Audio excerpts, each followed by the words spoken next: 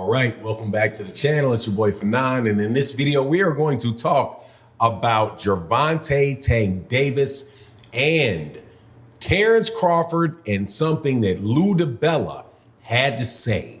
Let's talk about that in this video.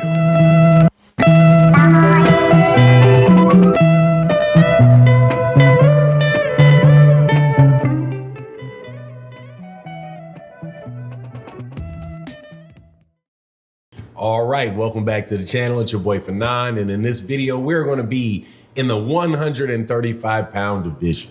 And the reason I'm saying it's the 135-pound division is because we're talking about Gervonta Tank Davis and Terence Crawford. Also, something that Lou DiBella, the promoter from DiBella Entertainment, had to say, and I think that is something relevant about what's going to happen moving forward in the welterweight division.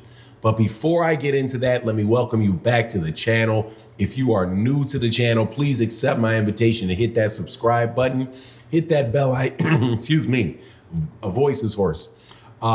Hit that bell icon so you can be notified of when we release more videos. Also, if you're a longtime subscriber and supporter, thank you guys so much for your support. It definitely means the world. Thank you so much.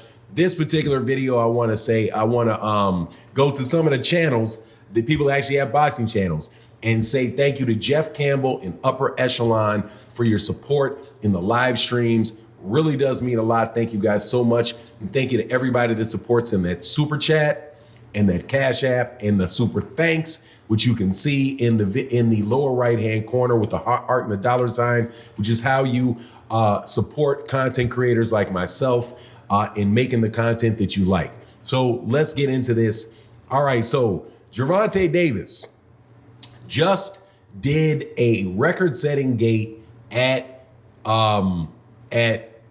the city of Washington, D.C. at the Capitol Arena. Excuse me, man. I don't remember exactly what the name of the arena was where they had the fight, but sold 19,000 tickets. And did, according to reports, over a $5 million gate. So not only did he do that, he has pay-per-view. Now the pay-per-view numbers are not out yet. And however, we can be conservative with it and say somewhere around 250,000 pay-per-view buys. If it does around that, which is about what Gervonta Davis did in his last several fights.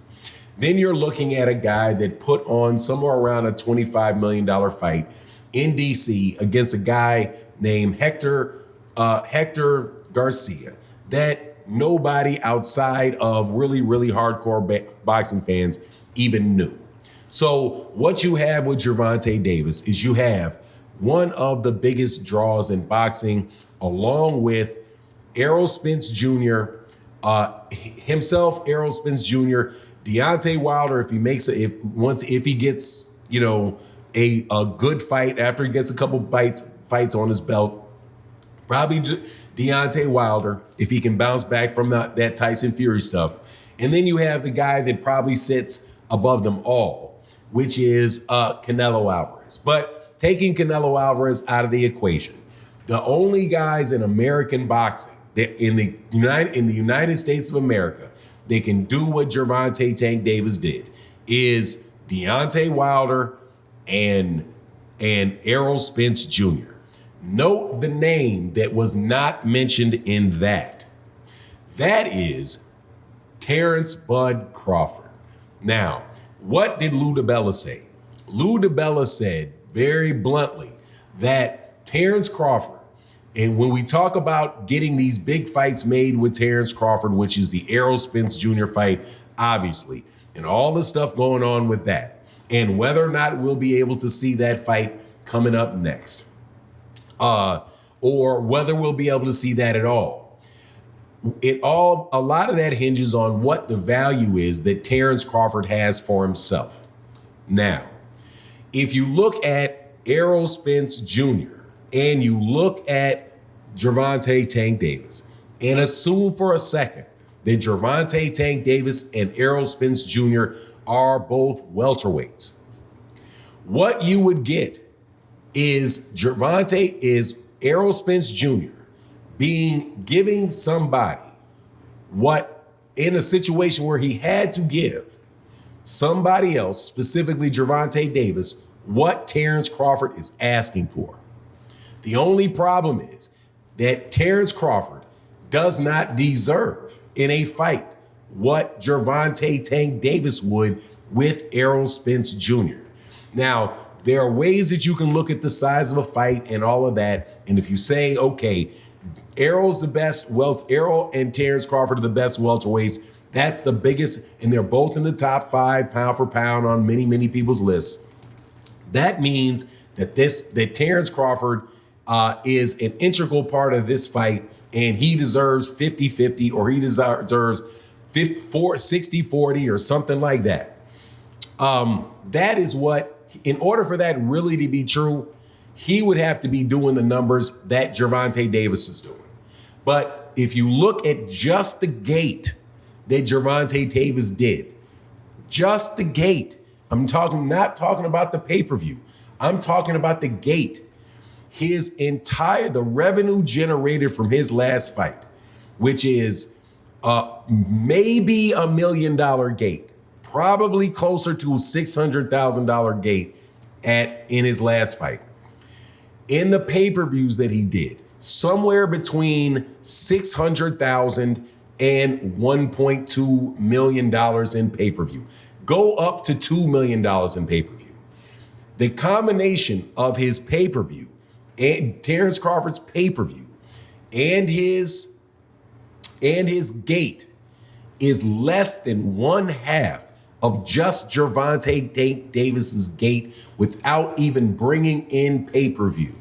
So if you're with the PBC and you're looking at the value of Terence Crawford, especially coming off this BLK Prime fight, I think you will see that they would look at it like, look, man, you are somebody that should probably be getting about an 80-20 split, 70-30 split tops. So the fact that they even got to 65-35 is telling you that they definitely tried to make that fight with them.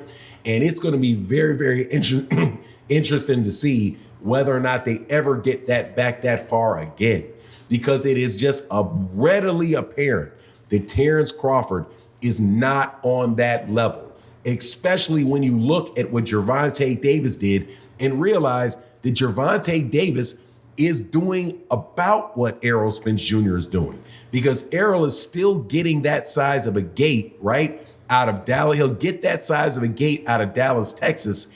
Also, he gets higher pay-per-views. So the combination of that, just looking at that, should tell you what the problem is. So, like, just take hypothetically that when Gervonta Davis says, okay, yeah, I would fight Terence Crawford. I want to go to 147 and fight Terence Crawford.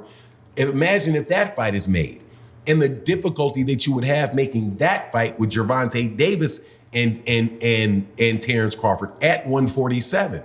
There is Terence cannot say he's going to rely upon his accolades and the fact that the Boxing Writers Association of America gave him some awards, and that, that potentially he will get some awards from, be elected into a Hall of Fame down the road, when you have two guys that haven't been around the game nearly as long as he has, that have both surpassed him by literally are doing 3 times the numbers that he's doing. Just a very, very tough situation, man, but primarily because of the perception that Terence Crawford has with him about himself. But this thing right here with Gervonta, since Gervonta had called out Terence Crawford, man, goodness gracious, bro, it just really, really highlights what the deal is. But anyway, that's my take on the matter. You let me know what you think in the comment section. And with that, I'm out. Peace.